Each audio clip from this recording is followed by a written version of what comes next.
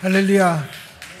감사합니다. 우리 하나님께 진심으로 감사드리고 또 이렇게 함께 귀한 예배 시간에 함께 하신 여러분들에게도 감사드립니다. 우리 좌우 옆에 다 아시는 분들이시긴 하겠지만 우리 눈과 눈을 보시면서 이렇게 고백을 하시면 좋을 것 같아요. 오늘 뵈니 참 예쁘시군요. 참 잘생기셨군요. 한번 이렇게 이야기해 주실까요?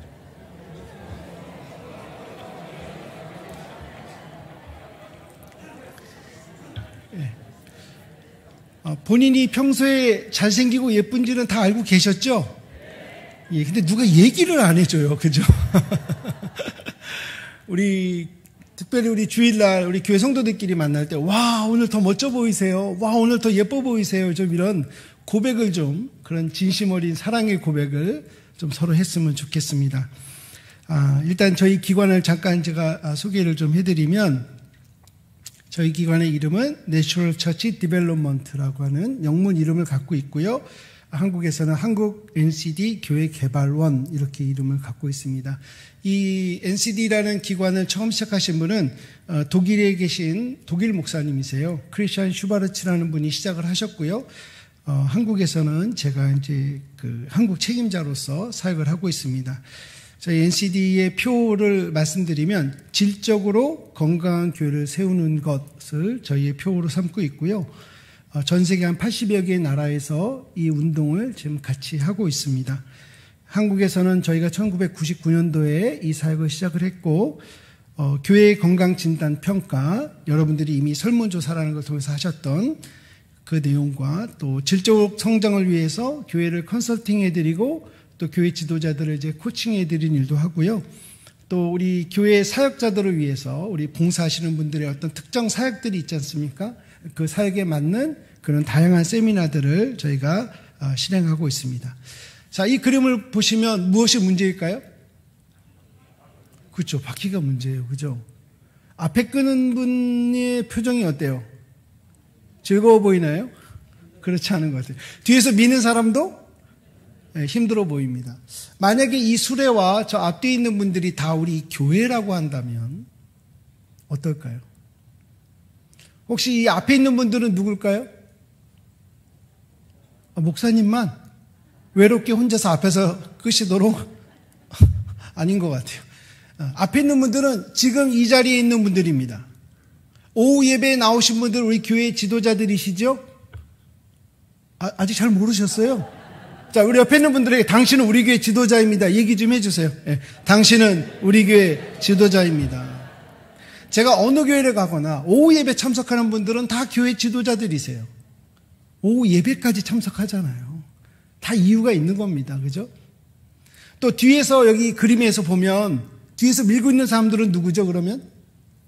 우리 대한교회라고 생각한다면?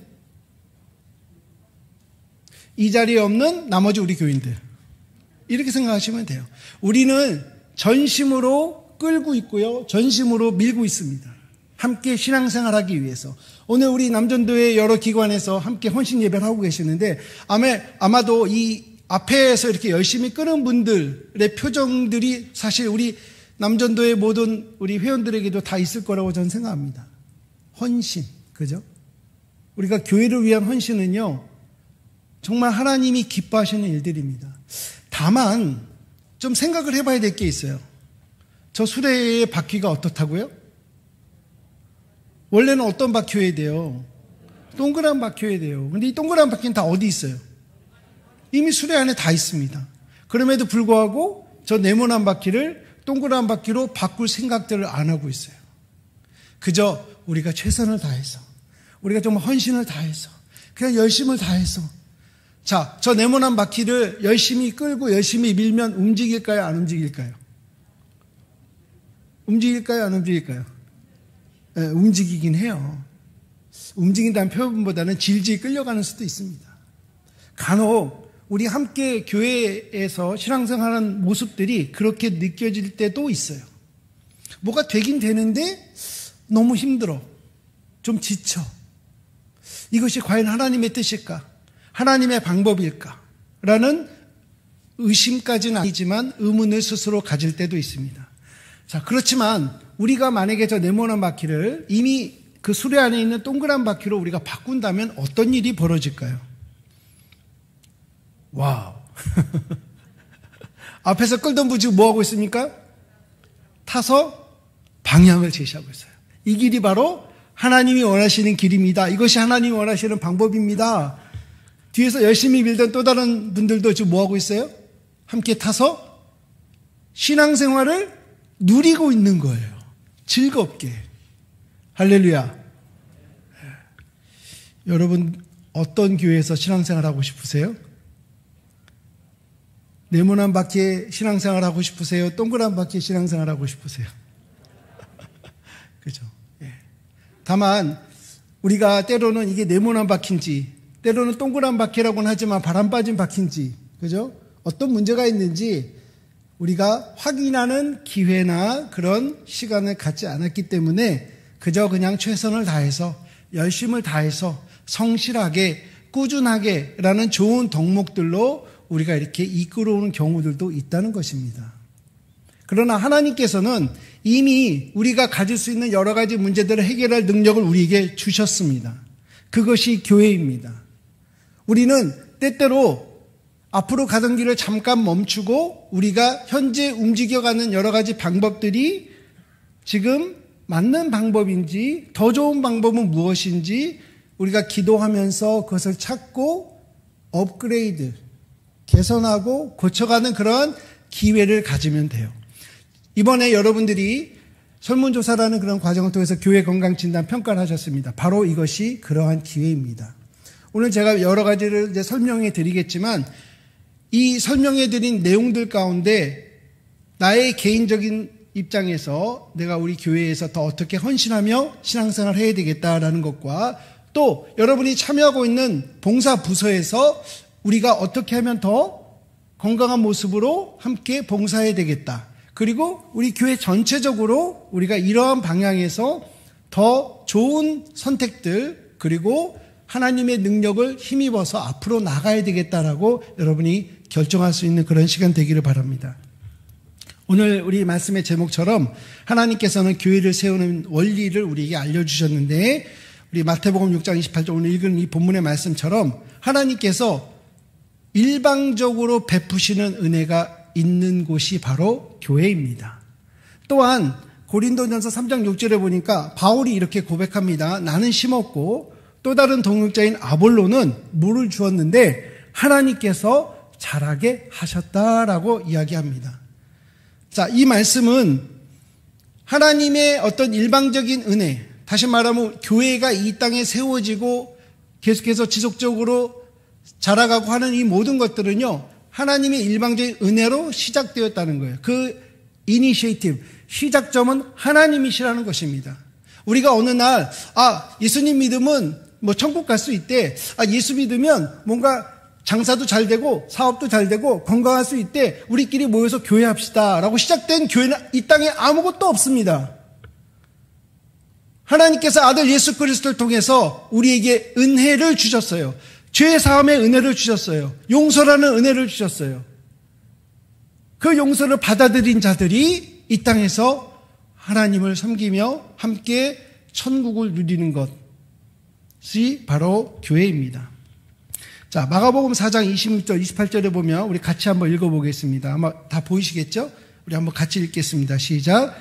또 이르시되 하나님의 나라는 사람이 씨를 땅에 뿌린과 같으니 그가 밤낮 자고 깨고 하는 중에 씨가 나서 자라되 어떻게 그리 되는지를 알지 못하느니라.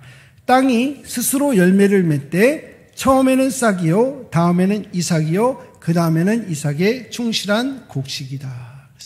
이 말씀을 보니까 인간이 할 수 있는 일이 있고 하나님이 할 수 있는 일이 있다는 거예요. 하나님이 하시는 일이 있다는 거예요. 인간이 할 수 있는 일은 뭐예요? 씨 뿌리는 거예요. 추수하는 거예요. 때가 되면 추수하는 것. 그리고 자고 깨는 일을 할 수 있다는 것입니다. 그러나 열매를 맺어 가시는 분은 누구예요? 바로 하나님이시라는 것입니다. 우리가 교회에 대한 기대가 있습니다. 교회 공동체로 이 땅에 살아가면서 우리가 누리고 싶은 것들이 있습니다. 근데 이런 것들이 우리가 그냥 그저 가만히 앉아 있어서 되는 것이 아니라는 거예요. 우리 헌신 예배를 통해서 뿐만이 아니라 여러분들이 우리 일상생활에서 또 매주일마다 어떤 모양의 헌신들을 합니다. 다른 사람들을 섬기고자 하는 헌신들을 하는 것입니다. 이런 헌신들이 바로 우리가 할 수 있는 일이지만 하나님이 결국은 그 모든 것을 통해서 열매를 맺어 가신다는 겁니다. 저희 기관의 이름이 내추럴 처치 디벨롭먼트라고 하는 이름이 있는 이유가 있어요. 우리가 내추럴 하면 너무 자연적인이라는 그 어떤 명사적인 그런 뜻이 있지만 그 뜻이 하나님이 없는 이라는 뜻이 아니고요. 하나님에 의한이라는 뜻입니다. 다시 말하면 이 교회는 내추럴하게 세워지는 거예요. 다시 말하면 하나님의 전적인 사랑과 은혜로 이 땅에 세워지지만 그 교회를 누리는 것은 우리의 순종과 헌신, 다시 말하면 계속해서 우리의 신앙생활을 개발해 나가는 것, 이것이 바로 교회라는 것이죠. 그렇기 때문에 그러한 교회가 바로 자생적으로 스스로 꾸준하게 성장해 갈 수 있다는 것입니다. 이 자생적 스스로의 원리를 다른 말로 표현하면 하나님이 우리에게 주신 능력을 우리가 계속해서 사용하는 거예요. 아까 그 수레 안에 동그란 바퀴가 있었지만 사용하지 않으면 네모난 바퀴로 굴러갈 수밖에 없어요. 우리의 헌신이 때로는 빛이 안 납니다. 우리의 헌신이 열매가 맺혀지지 않습니다. 그러나 우리에게 주신 그 능력을 우리가 시시때때로 하나님의 방법대로 우리가 계속해서 사용하고 이용하고 누린다면 하나님께서 계획하신 열매들이 우리의 삶 가운데 분명하게 경험되어질 것입니다. 우리가 교회 성장, 교회 개발에 대한 어떤 두 가지 접근 방법이 있는데 첫 번째로 우리가 모델 접근 방법이라고 이렇게 얘기합니다. 모델 접근 방법이라는 것은 무언가 잘하고 있는 또 다른 교회들이 있죠. 예를 들면 소그룹을 잘한다, 전도를 잘한다, 예배를 잘한다, 리더십들, 교회의 지도력을 잘 활용하고 있는 그런 교회들, 어떤 모범이 될 수 있는, 모델이 될 수 있는 그런 교회들이 있습니다. 우리는 그런 교회들로부터 배울 수 있어요. 근데 이 배우는 것은 사실은 모방이에요.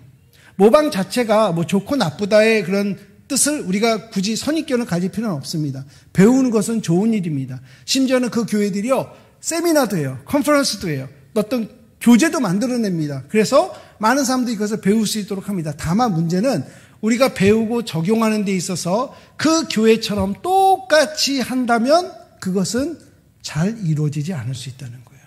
여러분, 우리 특히 여자분들 옷 사실 때 어디서 사세요? 홈쇼핑? 아니면 쿠팡? 근데 그 모델들이 입고 나올 옷을 볼 때 어떤 마음이 드세요? 와, 나도 저 옷을 사면 저렇게 멋지겠지. 그래서 집에 택배로 그 옷이 배달된 다음에 입어보면 어떤 생각이 드세요? 왠지 옷이 안 맞는 것 같아. 본인 몸매는 생각 안 하고 옷이 좀 이상한 것 같아. 화면에 봤던 것보다 색깔이 안 맞아. 그런 경우가 바로 이 모델 원리의 사실은 좀 어려운 점이에요. 그렇기 때문에 다른 방법을 찾아야 되는데 그것이 바로 원리 접근 방법이라고 합니다. 다시 말하면 여러 교회에서 많은 교회들로부터 관찰을 통해서 그 어떤 원리들을 찾아내서 그 원리들 우리 교회에 맞게 우리 교회가 할 수 있는 우선순위를 정해서 적용하는 것. 그러면 완전히 우리 교회에 맞는, 다시 말하면 여러분 옷을 맞춰도요, 커스텀 양장 아시죠? 커스텀 우리 양복, 내 몸에 정말 딱 맞는, 그죠? 그런 옷을 나만이 나의 장점을 더 돋보이고 나의 약점을 가릴 수 있는 그런 아주 멋있는 우리 옷을 입는 것처럼 우리 교회에 딱 맞는 그러한 행사나 프로그램 아니면 교육 또 어떤 시스템들을 우리가 만들어 갈 수가 있습니다. 근데 이 원리들은요, 어떤 원리냐가 상당히 중요해요. 그래서 이런 원리들을 우리 교회가 함께 누릴 수 있다면, 그래서 우리가 자연적 교회 성장의 이 자연적 교회 개발이라고 하는 이 원리를 저희가 설명하는 이유는 이 원리가 교단과 관계없이 저희가 전 세계 80여 개 나라에서 일하고 있다고 제가 말씀드렸잖아요. 또 교회의 사이즈와도 관계없습니다. 한 20, 30명 나오는 아주 작은 교회부터 2만 명, 3만 명 나오는 초대형 교회까지도 동일한 원리들을 갖고 있다는 거예요. 그 원리들을 여러분이 그 원리들을 배경으로 한 설문을 가지고 여러분이 스스로 자기 테스트, 셀프 테스트를 하신 겁니다. 자기 점검을 하신 거예요. 그래서 그 결과를 가지고 앞으로 어떻게 우리가 적용하는 것을 해볼 수 있겠다는 그런 마음들을 가질 수 있는 것입니다. 자, 교회는 유기체적 생명체입니다.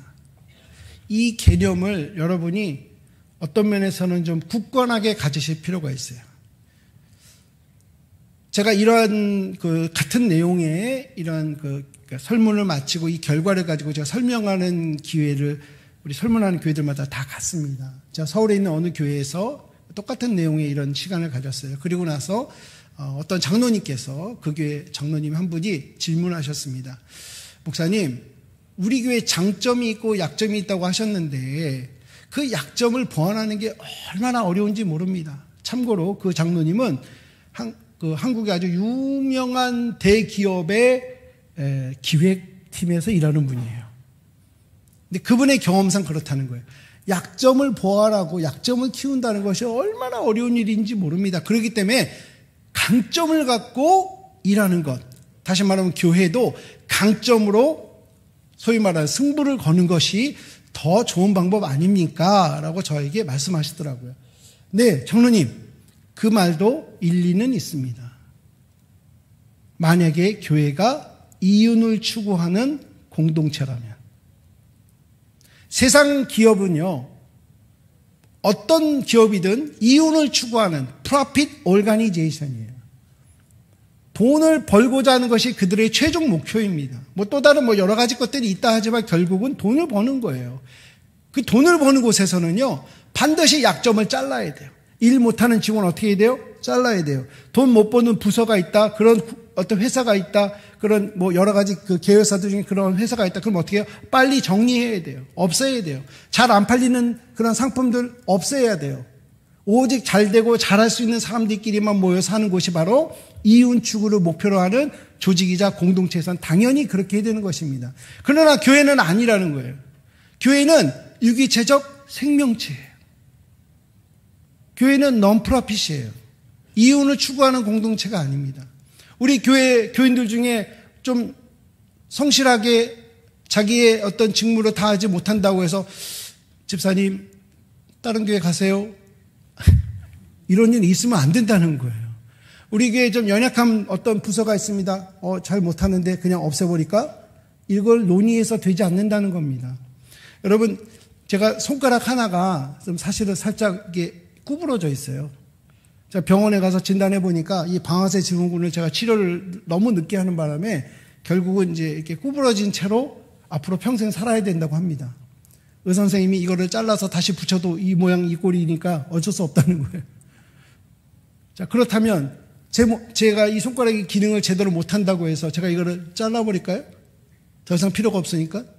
아닙니다. 저는 이 모양 이 꼴이지만 저는 평생 제 손으로 잘 간직하고 살아갈 것입니다. 이것이 생명 공동체예요. 예수 그리스도로 말미암아 한 형제가 되고 자매가 되고 그리스도 안에 우리가 서로 가족이라고 얘기할 수 있는 그런 공동체가 바로 교회인 것입니다. 이 교회가 유기체적 생명체이기 때문에 모든 생명체가 갖고 있는 동일한 원리들이 적용되는데 그것이 바로 태어나고 자라고 죽는다는 것입니다. 우리 대한교회도요, 언젠가 태어났어요. 죄송합니다. 제가 이 교회 역사를 자세하게 잘 몰라서 제가 듣기로 우리 선임 목사님께서 이 교회를 개척하신 걸로 알고 있는데 이 교회가 태어났습니다. 그리고 꾸준하게 자라왔습니다. 그리고 앞으로도 꾸준하게 살아갈 것입니다. 그런데 이 교회가 영원 무궁하지는 않을 거라는 걸 제가 확신합니다. 언젠가 문을 닫을 수도 있어요. 그렇다 할지라도 우주적인 교회, 예수 그리스도의 우주적인 교회는요, 절대로 문 닫은 적이 없습니다. 한 번도 그 역사가 끊겨진 적이 없습니다. 여러분 혹시 성지순례 가시거나 이런 분들 경험해 보셔서 아시겠지만 요한계시록에 나오는 7개의 초대교회들은요, 지금 다 흔적도 없이 그냥 유물로만 남아있어요. 그러나 교회는 지금도 이 땅에 살아있습니다. 할렐루야. 왜? 유기체적 생명체이기 때문에. 다만 각 교회들마다 어떤 계절 가운데 있다는 거예요. 과연 우리 교회는 지금 봄인가요? 아니면 여름을 누리고 있나요? 아니면 혹시 가을일까요? 아니면 혹시 겨울일까요? 전 세계적으로 지난 3년간 이 코로나19 팬데믹이라는 이 재난을 통해서 많은 교회들이, 정말 수많은 교회들이, 우리나라 대한민국 교회들만 그런 게 아니라 전 세계 교회들이요, 겨울을 경험했습니다. 너무나도 차디찬 함께 모여서 예배도 드릴 수 없는 그러한 시간들을 경험했습니다. 그러나 봄은 이제 곧 또 올 것이고 여름도 분명히 올 것입니다. 지금 우리 교회가 유기체적 생명체라는 것을 우리가 꼭 생각한다면 한 가지 더 중요하게 관심 가져야 될 것인데 그것은 바로 교회의 건강입니다. 자, 이 여자분은 건강하죠? 아니에요? 풍성하잖아요. 많잖아요. 많이 갖고 계시잖아요. 그럼 건강한 거 아니에요? 딱 봐도 아닌 거 알겠죠? 자, 우리 이 분은 어때요? 이분이 나이가 24입니다. 24세 찍은 사진이에요. 그 얘기 뭐냐면 성장하지 못하는 병을 알아서 10살 때의 그 수준에서 더 이상 성장하지 않는 병을 앓고 있는 분이에요. 그죠? 딱 봐서는 별 문제 없어 보이잖아요. 그죠? 그냥 귀엽고 정말 그 작은 소녀 같지만 실제로는 24살이라는 거예요. 자, 이분은 어떻습니까? 딱 봐도 건강하지 않죠. 그죠? 중환자실에서 호흡기 꽂고 있는 분입니다. 자, 이 청년은 어떨까요? 너무 건강하죠? 우리 남자분들 닭 하나씩 갖고 계시죠? 아, 식스팩이 아니라 식스팻. 지방을 이렇게 6개씩 갖고 계신가? 근데 이 청년은 실제 일본에 있는 청년인데 이 청년은 이런 건강한 몸을 갖고는 있지만 정신적으로 지체를 갖고 있는 그런 형제입니다. 우리가 겉으로 봤을 때는 무엇이 더 건강하다라는 얘기하는 것이 참 어려울 때가 있어요. 여러분, 우리 주변에 어떤 교회를 보니까 아주 멋지고 큰 건물을 갖고 있는 교회가 있습니다. 그게 건강한 교회인가요? 말하기 어려워요. 우리 주변에 또 아주 작고 작은 교회가 있습니다. 한 3, 40명 나오는 교회가 있습니다. 그 교회 건강한가요? 작으니까 건강하지 않겠다라고 얘기하기도 어렵습니다. 우리는 외적인 것으로 봐서는 건강한지 아닌지 우리가 상당히 판단하기 어렵습니다. 우리 여기 계신 여러분들 2년마다 한 번씩 건강검진 다 하시지요? 안 하는 분들은 대한민국 국민이 아니십니다. 자, 우리 건강검진 갈 때 어떠세요? 마음이, 내가 이번에 건강검진 받아야지 이렇게 즐겁고 기대하는 마음으로 가세요? 아마 대부분은, 아이고, 또 문제가 있으면 어떡하나. 근데 나라에서 그것을 거의 강요하다시피 어떤 정말 뭐라 그럴까, 권장하는 이유가 뭘까요? 조기 진단, 조기 예방, 조기 치료. 건강을 우리가 확인하는 습관을 갖는 것은 너무나도 중요해요. 왜냐하면 우리가 겉으로만 봐서는 알 수 없는 경우들이 있기 때문에 그렇습니다. 다시 말해서 우리 교회가 건강해야지 건강하다라는 것을 우리가 객관적으로 확인할 수 있는 기회를 여러분이 이번에 가지신 것입니다. 사실 우리 교회가 건강하다 아니다라는 것은요, 이미 어떤 증상으로 이미 다 알고 계세요. 다 알고 있어요. 다만 객관적으로 증명된 것이냐 아니면 내 주관적으로 증명된 것이냐는 좀 차이가 있을 수 있다는 겁니다. 특별히 여러분들 중에는 본인이 맡고 계신 직분이나 어떤 부서, 봉사하는 부서, 또 여러분의 개인의 은사에 따라서 우리 교회가 더 건강해 라고 얘기하는 분도 있으시고요. 우리 교회는 뭔가 좀 약해 라고 얘기하는 분들도 있을 수 있어요. 근데 그건 상당히 주관적인 것입니다. 그러나 이번 우리 설문 결과를 통해서 여러분들이 어느 부분이 정말 객관적으로 더 건강한지 또 어떤 부분이 좀 약한지를 여러분이 알게 되셨습니다. 우리 건강진단에도 혈압, 또 당화혈색소 수치, 뭐 이렇게 몇 가지 그 종목들이 쭉 있잖아요. 그런 것처럼 저희도 진단하는 어떤 기준이 있는데 그 기준이 바로 8가지 기준입니다. 이 8가지 기준은요, 어떤 여기 순서는 중요하지 않습니다. 근데 중요한 것은 이제 내용인데요. 자, 제가 하나씩 좀 소개를 해드리면 첫 번째는 지도력에 관한 부분입니다. 지도력. 근데 어떤 리더십, 어떤 지도력을 교회 안에 있어야 더 건강한 교회일까? 다른 사람을 지도자로 세우는 리더십을 발휘할 때라는 거예요. 여러분이 장로님들이시라면 앞으로 또 장로님 될 사람들을 소위 말하면 키우셔야 돼요. 장로들을 세우셔야 됩니다. 이 교회를 책임지고 함께 역할을 하실 분들을 세우셔야 됩니다. 안수집사님들은 또 다른 안수집사님들을 세우셔야 돼요. 권사님들은 또 다른 권사님들을 세우셔야 돼요. 또 집사님들은 또 다른 집사님들을 세우셔야 돼요. 어느 부서의 부장이라고 하신다면 또 다른 부장들을 앞으로 세워서 함께 봉사할 것을 계획하셔야 된다는 것입니다. 사람은 세우는 것입니다. 사람은 키우는 것이에요. 그런데 내가 리더니까 그냥 내가 책임질 테니까 그냥 너희들은 나만 따라와. 이런 리더십은요, 건강한 교회를 만들 수가 없습니다. 두 번째는요, 은사에 따라서 하는 봉사라는 것입니다. 사역이라는 말은 봉사라는 뜻입니다. 하나님께서 우리에게 각양각색의 다양한 은사를 주셨습니다. 그 은사는 사람마다 조금씩 다 달라요.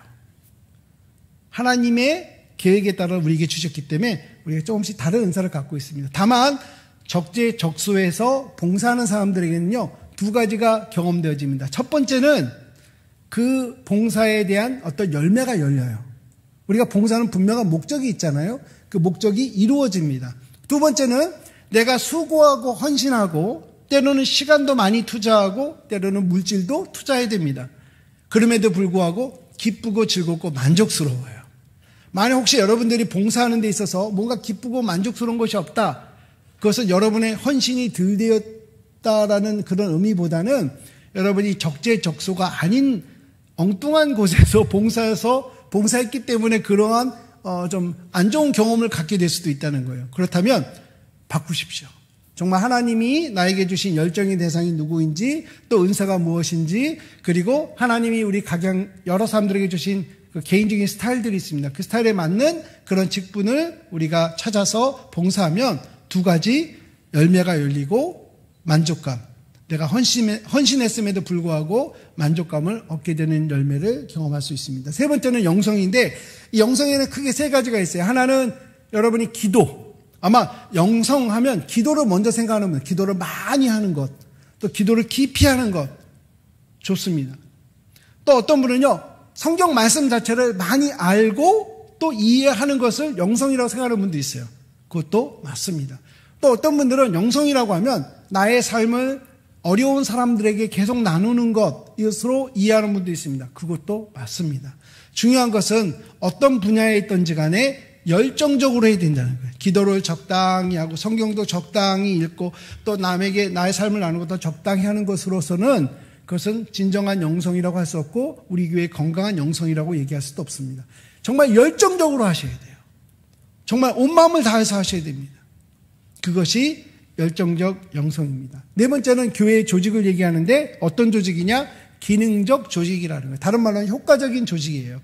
우리 교회는요, 크게 세 가지의 조직이 있습니다. 첫째는 상향적 조직이에요. 다시 말하면 예배를 돕는 조직입니다. 오늘도 예배를 위해서 사회자도 계셨고, 기도하는 분도 계셨고, 반주하는 분도 계셨고, 우리 찬양팀도 있었고, 또 안내하시는 분들도 계셨잖아요. 이것이 바로 우리 성도들이 함께 모여서 예배를 돕는 그러한 조직이에요. 그것이 바로 상향적 조직입니다. 두 번째는 내향적 조직이에요. 여러분, 우리 구역 모임 하시잖아요. 바로 이 구역 모임의 이 조직이 바로 내향적, 서로 더 친밀한 관계를 가질 수 있도록 도와주는 그러한 조직이 바로 우리 교회의 내향적 조직입니다.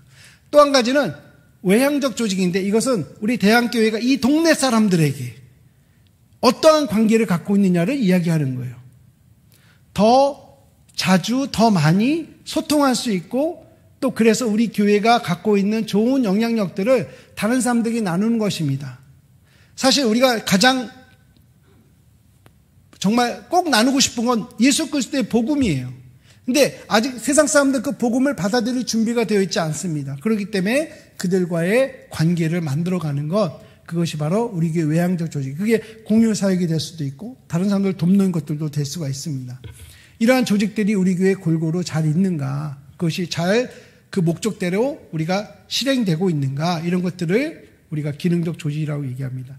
세 번째는 영감 있는 예배예요. 예배에는 감동이 있어야 돼요. 여러분, 찬양할 때 감동이 있죠. 저 오늘 이렇게 찬양팀이 딱 세 곡을 불렀는데도 얼마나 제 마음에 감동이 되는지 모르겠어요. 우리 찬양팀들 너무 감사해요. 또 기도할 때 우리 기도하는 분을 통해서 우리가 감동을 받습니다. 여러분, 우리 목사님 말씀, 우리 담임 목사님 설교할 때 여러분 감동을 받으시죠? 여러분, 헌금할 때도 감동을 받으시죠? 아니에요? 헌금할 때도 감동이 있어요. 하나님의 감동을 우리가 헌금하는 거예요. 그죠? 그런 것처럼 우리가 예배의 모든 순서 가운데는 하나님의 감동이 있습니다. 그래서 예배를 사모하는 거예요. 여러분들, 우리 팬데믹 기간 동안에 어땠어요? 집에서 예배 드리니까 행복하셨죠? 그냥 편하게 옷도 입고 소파에 앉아서.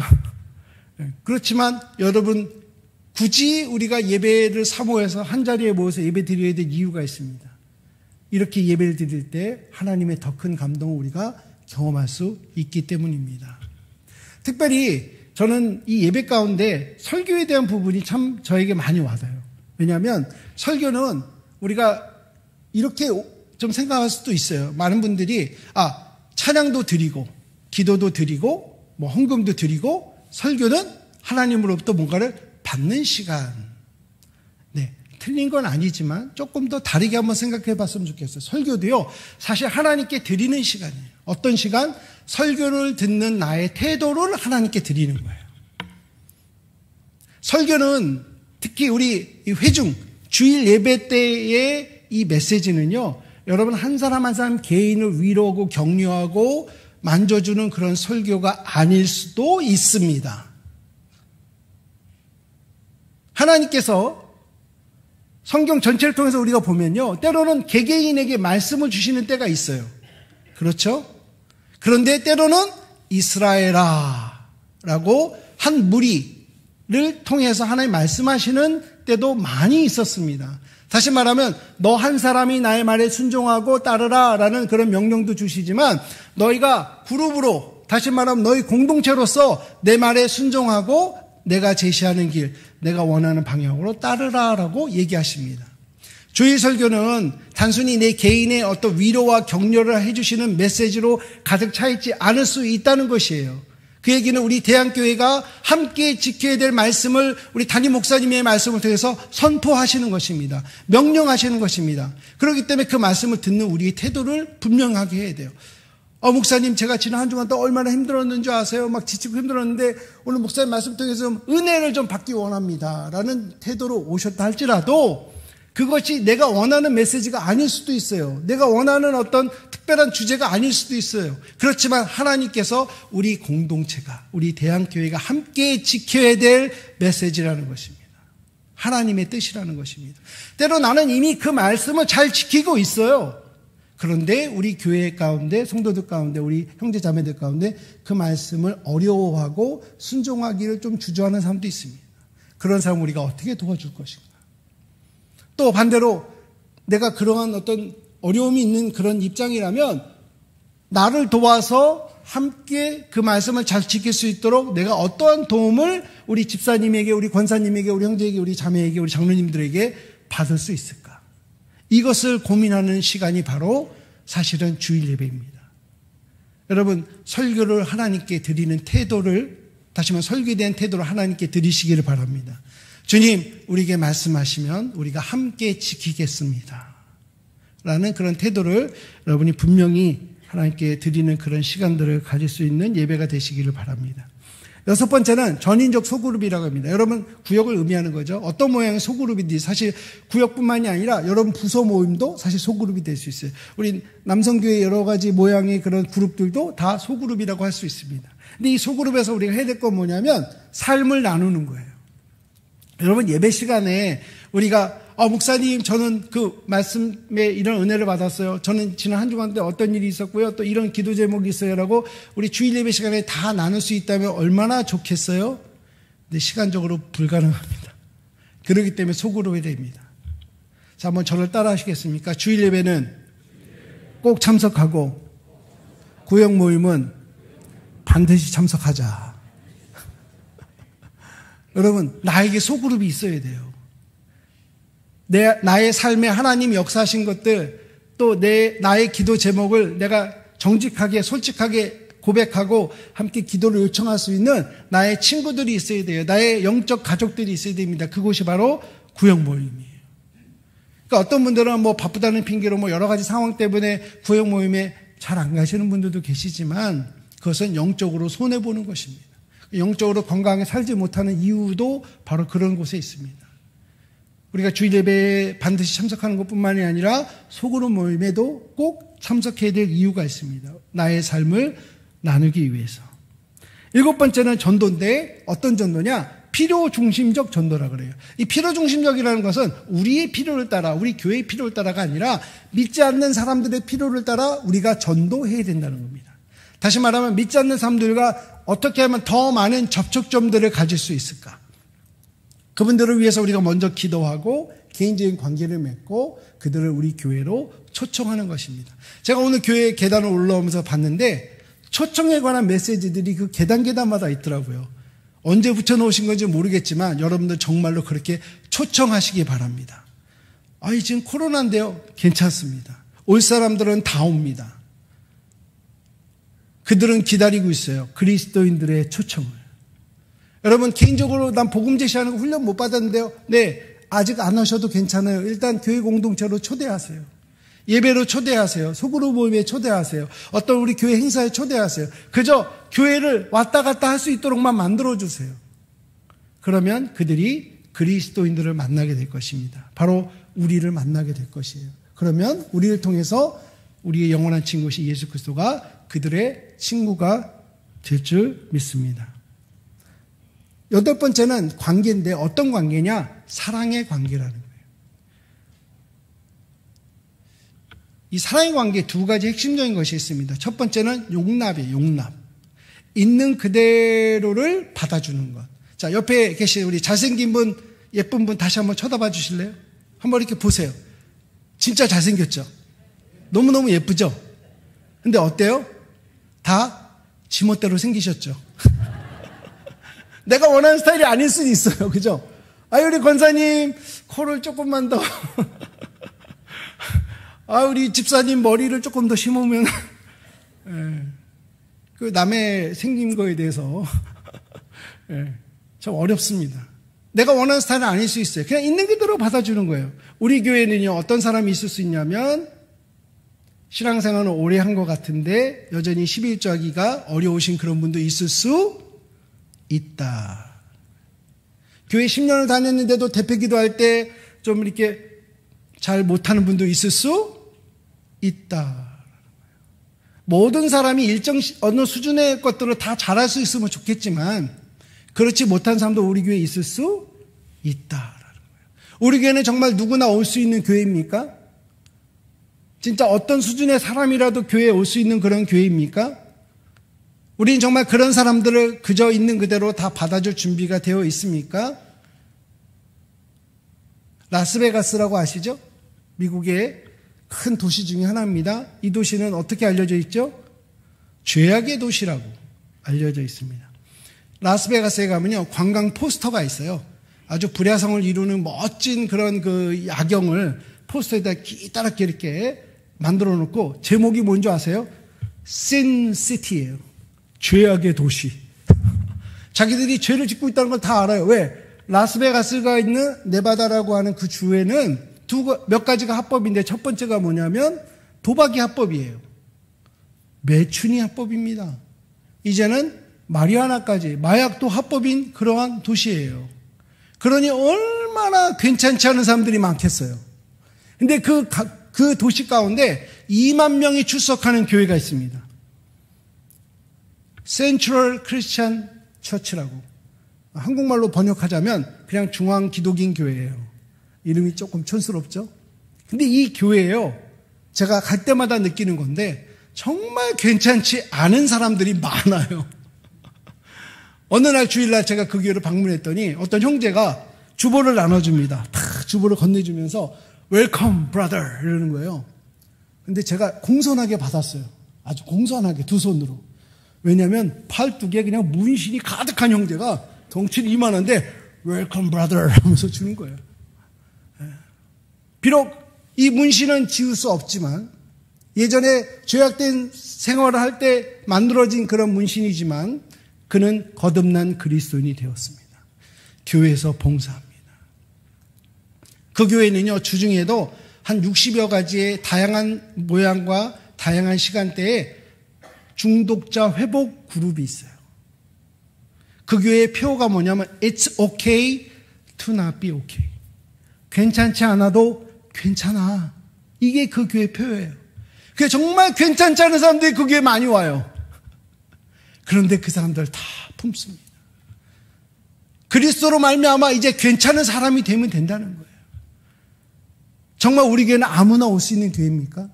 아무나 와도 우리가 그들을 그대로 받아줄, 그 사람의 지금 현재 그 수준을 그대로 인정해주고 그리스도의 사랑으로 우리가 다가갈 수 있는 그런 교회입니까? 저는 여러분들이 그렇게 할 수 있다고 생각합니다. 왜냐하면 여러분의 사랑의 관계 점수가 그렇게 나왔어요. 전 충분히 그렇게 하리라고 저는 생각합니다. 두 번째는 용서예요. 첫 번째 용납이고 두 번째 용서입니다. 이 용서는 교인들끼리의 문제예요. 우리 교회와 교회 밖에 있는 사람의 문제가 아니라 우리 성도들끼리요, 때로는요 부딪혀요. 생각하는 게 달라서, 일을 결정하는 방식이 달라서, 그야말로 성격차 때문에 우리가 열심히 같이 뭘 하다가도 때로 다른 의견도 있고 또 다르게 표현하기 때문에 상처를 받거나 주기도 합니다. 중요한 것은 이러한 모든 갈등 가운데 예수님께서 우리에게 주신 말씀은 딱 하나예요. 너희가 서로 사랑하면, 너희가 서로 사랑하면, 다시 말하면 너희가 서로 용서하면, 우리가 예수 그리스도의 제자라고 불릴 수 있는 이유는 딱 하나예요. 우리가 서로 용서할 때. 나에게 잘못한 것을 모든 사람이 다 알아요. 근데 내가 용서 못하면 어떻게 되겠어요? 여러분, 먼저 용서하는 거예요. 간혹 오래된 교회들, 우리 대한교회 말고 더 오래된 교회들 가면요, 그런 모습을 보게 됩니다. 주일날 예배 시간 전에 이렇게 교인들이 와서 서로 이제 인사하시잖아요. 어우, 잘 지냈어요? 어떻게 한 주간 잘 지냈어요? 인사하는데 어떤 두 분이 서로 딱 마주치더니 서로 뭔 일이 있었어요. 어떤 갈등이 있었던 거예요. 근데 먼저 용서하지 못하고 있는 겁니다. 제가 이 이야기를 계속하니까 어떤 교회 권사님이 그런 얘기를 하시더라고요. 목사님, 그래도 지가 뭘 잘못했는지 깨달아야 용서해 줄 거 아닙니까? 한번 생각해 보자고요. 권사님, 우리가 죄를 깨달았고 우리가 용서를 하나님께 구해서 아들 예수 그리스도를 우리에게 하나님 보내주셨습니까? 우리가 죄인인지도 몰랐을 때 그는 먼저 우리를 사랑하시고 용서하시기로 작정하시고 예수님 우리에게 보내주신 거예요. 용서란 그런 것입니다. 용서는 내 책임이에요. 한번 따라해 볼까요? 용서는 내 책임이고 회개는 그놈 책임이다. 회개하는 건 그 사람 책임이에요. 내가 먼저 손 내밀어야 됩니다. 때로 민망해질 수 있어요. 그 사람 손 안 잡을 수 있습니다. 그렇지만 용서의 표현은 나로부터 시작되는 것입니다. 바로 이러한 사랑의 관계가 우리 교회 안에 이루어진다면 진짜 누구나 올 수 있고, 또 우리가 서로 가끔 갈등을 갖는다 할지라도 그것에 대해서 먼저 용서하는 그러한 표현과 그런 태도를 우리가 갖고 산다면 우리 교회는 정말 사랑의 관계가 풍성한 그러한 교회가 될 것입니다. 이번에 여러분들이 설문을 통해서 여러분 진단 결과를 이렇게 내었습니다. 이 내용의 결과는 바로 이렇습니다. 자, 여기 보시면 이게 점수로 표현이 되어 있죠. 8가지 아까 얘기한 설명드린 그 8가지와 평균이 마지막에 나와 있습니다. 평균이 56점입니다. 자, 이때 이제 오해하지 마셔야 될 게 뭐냐면 우리 NCD에서 측정하는 이 기준은요, 50점이면 어떻다고요?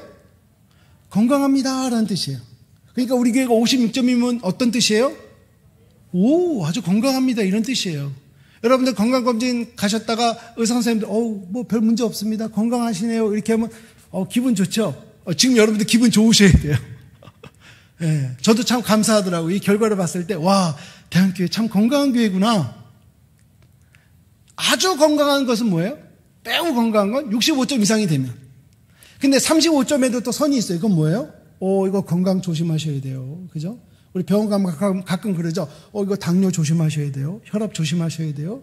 운동 시작하셔야 됩니다. 약도 조금 드셔야 될 것 같고요. 이렇게 얘기하죠. 근데 우리 교회는 35점대가 하나도 없어. 그 전으로 왔다 갔다 하는 게 없어요. 8가지 지적성을 봤을 때는. 그죠? 어때요? 자, 옆 사람에게 우리 교회 참 건강한 교회입니다. 좀 자랑스럽게 얘기 좀 해주세요. 자, 우리 교회 참 건강한 교회입니다. 예. 저는 정말 감사해요. 사실 어떤 교회는 건강하지 못한 교회도 가서 똑같이 이런 시간을 가져야 되는데 건강하지 못하다는 소식을 전할 때 제 얼마나 부담이 되는지 몰라요. 그런데 우리 대학교에 와서 이렇게 건강하다는 모습을 제가 여러분들에게 자랑스럽게 소개할 수 있게 돼서 너무 감사합니다. 자, 그런데 이 건강교회에 대한 어떤 목표가 있는데 그것이 뭐냐면 이 8가지 질적 특성 모두 65점 이상 돼서 평균 65점 이상. 그게 사실 목표입니다. 그리고 그것을 계속해서 유지하는 거예요. 이해가 되세요? 네. 또 최대치와 최소치의 차이가 6점 이하. 이거 가만히 보니까 우리 교회 가장 장점인 영감 있는 예배는 59점이고 지금 최소치로 나온 은사중심적 사역은 53점이니까 딱 6점이에요. 지금 이 결과를 봐서는요, 우리 대한교회는 상당히 균형 있게 건강한 교회입니다. 아주 이상적인 교회예요. 제가 다른 교회에 가서도 이제 자랑할 겁니다. 부산의 대한교회라고 있는데요, 이 교회 이렇게 건강한 교회입니다. 여러분 교회도 이렇게 건강한 교회가 될 수 있도록 노력하셔야 됩니다. 모델로 삼으셔야 됩니다라고 저는 자랑할 겁니다. 자, 이걸 우리가 다른 모양으로 한번 보도록 하겠습니다. 우리가 이렇게 8가지를 이렇게 원으로 이렇게 생각한다면 어때요? 우리 교회가 그래도 거의 둥그런 원에 가까운, 그죠? 균형을 맞춘. 여러분, 병원에 가게 되고 입원하게 되고 수술하게 된 이유는 뭐예요? 한 가지 때문에 그런 거예요. 위가 아파요. 가니까 위암이에요. 그죠? 심장이 아파요. 협심증이에요. 간이 아파요. 그죠? 간은 사실 아프다는 건 모르죠. 간 수치가 안 좋아서 보니까 간경화가 왔어요. 그런 것처럼 한 가지 때문에 온몸이 입원해야 되는 상황이 되는 거예요. 그런 것처럼 우리가 어떤 부분이 더 중요하다, 덜 중요하다, 이것은 그렇게 접근할 것이 아니라 모든 것이 다 균형 있게 건강해야 된다는 것을 이야기합니다. 간혹 다른 교회들 중에는 어떤 교회는요, 아주 정말 사역자 세우는 지도력이 아주 뛰어나요. 그런데 소그룹이 너무 약해요. 점수는 뭐 50점 이상이긴 하지만, 평균 50점 이상이긴 하지만 그 교회는 그닥 건강하지 않을 수 있다. 현재 평균은 점수로서는 건강하게 보이지만 위험 요소가 많다라고 생각될 수 있다는 것입니다.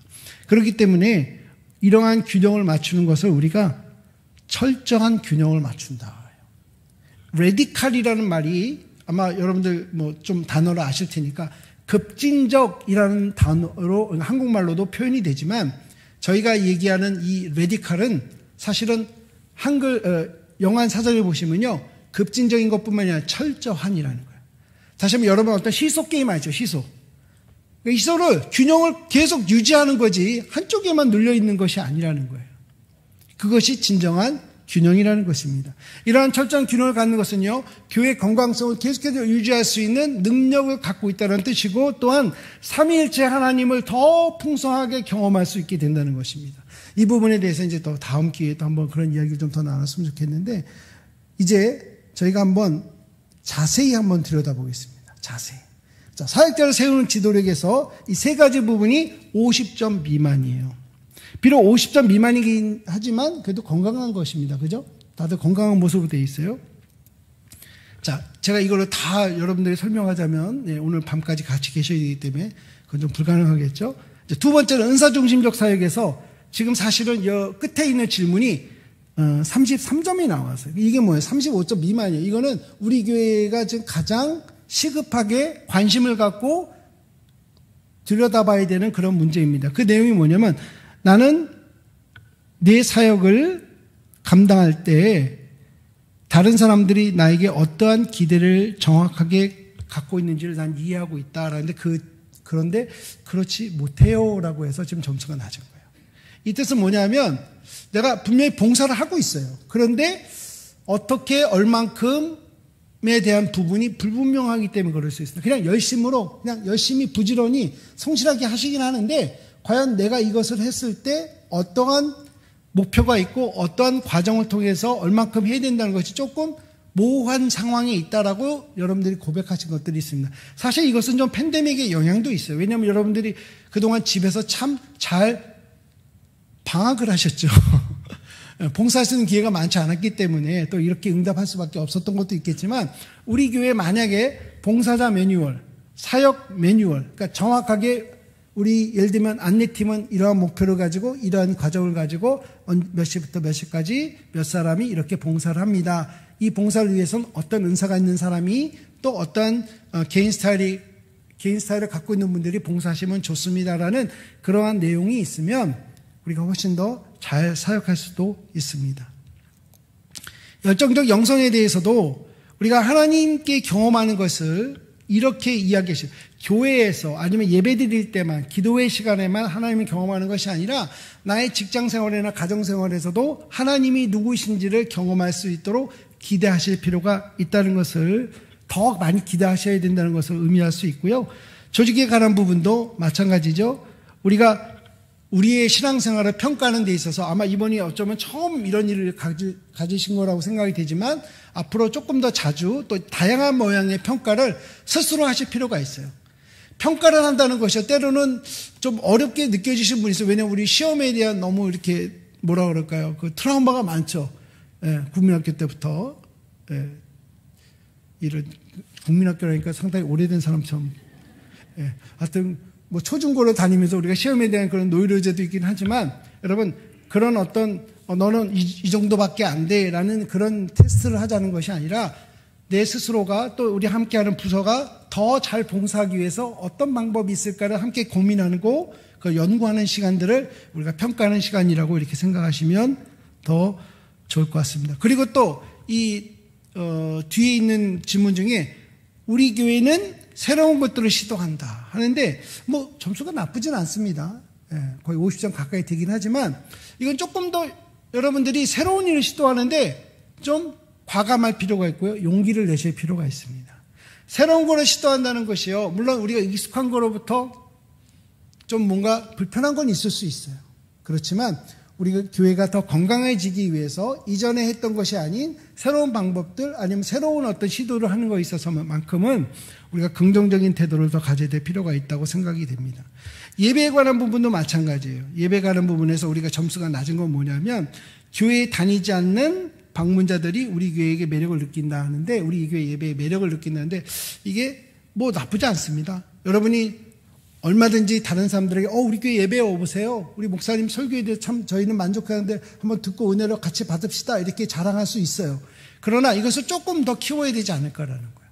그렇다면 여러분들 우리 예배에 새롭게 오는 사람들이 그분들이 좀 더 환영을 받고 조금 더 편안하게 아니면 쉽게 우리 교회에 들어올 수 있는 방법, 예배에 참여할 수 있는 방법은 무엇이 있을까 이런 것들을 우리가 고민해 볼 필요가 있습니다. 소그룹도요, 한 3가지 정도가 약한데 그 중에 하나는 가운데 있는 겁니다. 나의 소그룹은 가정과 같이 느껴진다 하는데 아마 이것도 우리 팬데믹의 영향이 크다라고 저는 생각을 합니다. 여러분들이 더 많이 누릴 수 있는 것인데도 불구하고 지금 그러지 못하셨던 것들이 있고요. 자, 가정과 같이라는 표현이요, 여러 가지 의미가 있을 수 있어요. 첫 번째는 좀 따뜻한 분위기, 네, 여러분이 충분히 기대하실 수 있는 분위기고, 두 번째는 뭐냐면요, 가끔 집에 식구들끼리 어때요? 늘 하하 호호 이렇게 지내나요? 아니죠. 싸웁니다. 싸워도 어떻게 해요? 밥 먹을 땐 다 같이 밥 드시죠? 네, 풀어야죠. 부부도 풀고, 그죠? 남편과 아내도 서로 싸우더라고도 갈등하다가도 풀어야 되고, 부모와 자식도 마찬가지고, 우리 형제자매들끼리도 마찬가지인 것처럼, 우리 소그룹이 가정과 같다는 걸 알면 때로 실수하고, 때로 좀 잘못해도 서로 용서하고, 서로 받아주고, 이것이 가정과 같은 거예요. 그러한 소그룹을 여러분들 계속 경험할 수 있게 되기를 바랍니다. 전도에 관한 부분도 여전히 우리가 팬데믹의 영향들이 참으로 많습니다. 자, 그런데 여기 보시면 가장 점수가 낮은 게 나는 우리 교회에서 전도에 다양한 사람들이 전도 은사가 있는 다양한 사람들이 있다는 것을 안다는데 그렇지 않으신 것 같아요. 여러분, 전도는요, 은사가 있습니다. 그렇지만 은사가 아니어도, 전도에 은사가 없어도 전도는 누구나 할 수 있는 거예요. 그죠? 우리 교회에 만약 혹시 전도 은사가 있는 분이 있다면 그분들이 어떤 면에서는 전도팀에 좋은 어떤 리더십을 발휘하실 필요는 있습니다. 또 이러한 전도의 은사를 여러분이 개발하실 필요도 있어요. 왜냐하면 전도라는 것이요, 우리가 예수 그리스도를 영접하게 하는 것이 사실 어떻게 보면 전도의 열매죠. 그 열매로 사실 세례식까지 연결이 돼야 돼요. 세례를 받는 것까지. 우리 지난 팬데믹 기간 동안 몇 명이 우리 교회를 통해서 세례를 받았나요? 제가 진짜 몰라서 물어보는 거예요. 그죠? 우리가 전도했다라는 것을 어떻게 할 수 있느냐? 누군가가 세례를 받았다는 겁니다. 엄청난 일입니다. 다만 그 전의 과정들, 이 모든 것들이 다 전도 활동이라는 거예요. 누가 영접시키는 것만이 아니라, 교회에 등록시키는 것만이 아니라 그 사람을 위해서 기도로 시작하는 것, 그저 그 사람의 이름을 알고 아직 친한 친구는 아니고 복음에 대해서 자세히 설명하지 못한다 할지라도 그 사람을 blessing, 축복해주는 기도를 시작할 수 있다는 것, 그것만으로도 우리는 전도 활동을 하고 있다는 것입니다. 자, 마지막으로 사랑의 관계에서 점수가 낮은 거는 어떤 문제가 있는 교인이 있다면 내가 찾아가서 이야기해본다라는 그런 내용입니다. 여러분, 이건 상당히 용기가 필요해요. 그죠? 여러분, 조금 더 용기를 내십시오. 갈등의 중재자가 된다는 것은 때로요, 양쪽에서 뺨 맞는 수도 있습니다. 그럼에도 불구하고 우리가 그런 화해의 중재자가 되는 역할을 예수님께서 우리와 하나님 아버지 사이에서 그렇게 하셨던 것처럼. 그죠? 네. 그런 역할들을 우리가 더 잘 감당하실 수 있게 되기를 바랍니다. 자, 그래서 우리 교회가 잘하는 거 10가지도 있고요. 또 그 다음에 우리 교회가 지금 약한 부분 10가지가 있습니다. 그 중에 여러분들이 이제 이 문제를 가지고 특별히 우리 교회 리더십들이니까 여러분들 다 교회 리더들이시니까 이걸 갖고 좀 고민을 하실 수 있게 되길 바라요. 좀 토론을 좀 할 수 있는, 다시 말하면 아이디어를 좀 모을 수 있는 그런 시간을 갖게 되길 바랍니다. 자, 예를 들면 우리 첫 번째 그 질문이 있죠. 우리 이제 내가 무엇을 하는지 정확하게 알지 못한다는 그거에 대해서 저희 NCD에서 이렇게 제공하는 자료집이 있어요. 책이 있습니다. 그 책에는 지금 우리가 설문했던 85가지의 질문에 대해서 토론 가이드를 이렇게 일일이 다 만들어 놨어요. 지금 예를 들면 이렇게 79번의 질문에 대해서 한 5가지 정도 이렇게 제안을 했습니다. 여러분들이 이걸 갖고 여러분들의 답을 찾아가는 거예요. 우리 교회에 맞는 방법, 우리 교회가 최선으로 할 수 있는 방법, 그리고 바로 실행할 수 있는 방법, 그리고 가장 쉬운 방법부터 할 수 있다면 무엇일까를 여러분들이 이제 찾아가시는 거예요. 이제 그 책이 이제 자연적 성장의 길이라는 책이고요. 여러분들이 기회가 되시면 한번 이 책을 갖고 같이 한번 공부해 보시는 것도 좋을 거라고 생각이 됩니다. 자, 이렇게 교회 건강을 평가하는 데 중요한 이유는요, 바로 이 교회의 건강이 어떠냐에 따라서 우리 교회에 출석하는 사람들이 결정이 되는 거예요. 우리 교회가 예배 때문에 막 사람들이 몰려올 수 있습니다. 전도될 수 있습니다. 와서 예배도 참석합니다. 그런데 우리 교회 지금 은사중심적 사역과 전인적 소그룹이 약하기 때문에 스르르 빠져나갈 수도 있다는 거예요. 어떻게 되겠어요? 우리가 약점, 최소치로 보이는 그 부분들을 점점점 키워야 되겠죠? 그렇게 될 때 우리가 그냥 반복적으로 그냥 하던 거나 하는 그런 사역, 제자리에 맴도는 사역이 아니라 앞으로 전진하는, 앞으로 나아가는 그러한 사역을 할 수가 있습니다.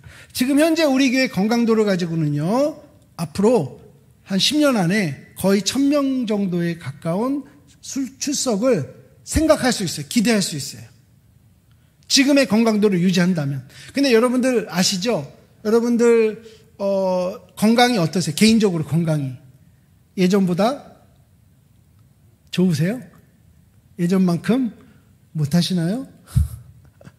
여러분, 저 같은 경우는요, 제가, 저희 학교 다닐 때만 해도, 고등학교 때만 해도 체력장이 있어요, 체력장. 저는 특급이에요, 특급. 네, 체력장 특급. 고등학교 때는. 지금은요, 당뇨가 25년째고요. 이제 협심증에 스텐트도 하나 박아놨습니다. 그래서 저는 걷기만 열심히 합니다. 아마 체력장을 지금 테스트한다면 저는 빵점일 거예요. 그런 것처럼 건강도는 변할 수 있어요. 또 외부적인 사건이 있어요. 외부적인. 마치 아무리 건강하신 분도요, 교통사고 나요. 그럼 병원에 입원해야 돼요. 그런데 평소에 건강하셨던 분은 회복이 빠르더라고요. 근데 평소에 건강하지 못했던 분들은 별거 아닌 감기에도 어려움을 당하실 수도 있습니다. 그런 것처럼, 근데 우리 교회는 뭐예요? 건강하다는 걸 이제 아셨잖아요. 그 때문에 어떤 어려움이 와도, 외부적으로나 뭐, 어떤 어려움이 와도 우리는 건강함으로 이겨나갈 수 있다. 그러니까 이것을 여러분이 마음에 꼭 두셨으면 좋겠어요. 그리고 우리 교회가 더 건강하다면, 더 건강을 높일 수 있다면, 우리가 함께 모여서 예배 드릴 수 있는 사람들의 숫자는 나날이 증가할 수밖에 없을 것입니다. 이 그림이 좀 주목해 주시면 좋거든요. 빨간색이 있는 분들, 여러분들이야말로 우리 교회 핵심 영향력자들입니다. 바로 여러분들. 다 옆에 있는 분들이 이렇게 얘기하세요. 당신 우리 교회 영향력자입니다. 한번 얘기 좀 해주세요. 당신 우리 교회 영향력 있는 사람입니다. 영향력자입니다. 예. 여러분의 생각, 여러분의 행동, 여러분의 태도, 여러분이 말하는 것이 이 자리에 없는 우리 또 다른 교인들에게 영향력을 미칠 것입니다. 여러분의 건강한 생각, 건강한 태도, 건강한 어떤 그러한 행동이 우리 또 다른 교인들을 더 건강하게 만들 것이고 우리 교회가 건강한 교회로 함께 살아갈 수 있습니다. 자, 우리가 이걸 이제 나선형 사이클 이렇게 얘기하는데 이제 나선형 역동성이라고 얘기를 하는데요. 뭐냐면 작은 일부터 하는 거예요. 우리가 목표가 너무 크다 보면요, 힘들어서 어려워져요. 근데 작은 것부터 시작하는 겁니다. 그러면서 점점 우리의 사역의 범위와 활동의 범위를 넓혀가는 것입니다. 자, 이제 여러분들이 아마 객관적으로는 이제 공식적으로 이런 검사를 처음 해보셨을 거예요.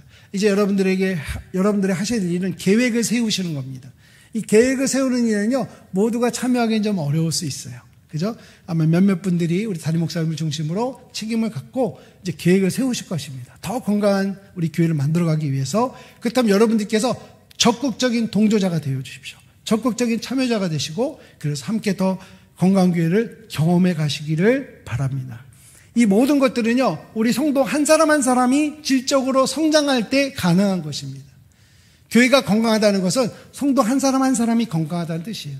물론 그 사람의 어떤 영적 수준이라든지 신앙적인 경험이라든지 또 말씀의 이해라든지 또 헌신도에 따라서 조금은 다를 수 있지만, 그들이 있는 위치에서 내년에는 조금 더, 그 다음에 조금 더, 물론 가끔 어떤 일이 생겨서 조금 미끄러질 수 있지만 누군가가 붙잡아줘서 금방 다시 회복할 수 있는 그러한 공동체가 되어갈 수 있습니다.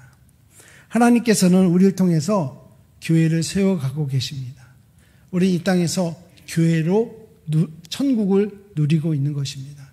뭐 팬데믹이든 뭐든 어떤 환경이 우리를 제한을 두고 어려움을 줄 수는 있습니다. 그럼에도 불구하고 하나님이 우리를 사랑하시는 것은 변함이 없습니다. 또 우리가 하나님께 헌신하겠다는 마음, 하나님을 따르겠다는 마음, 예수 그리스도로 말미암아 우리가 이 땅에서 천국을 누리겠다는 그 마음도 변함이 없습니다. 여러분, 그러한 기회로 함께 살아가기를 주님의 이름으로 축복합니다.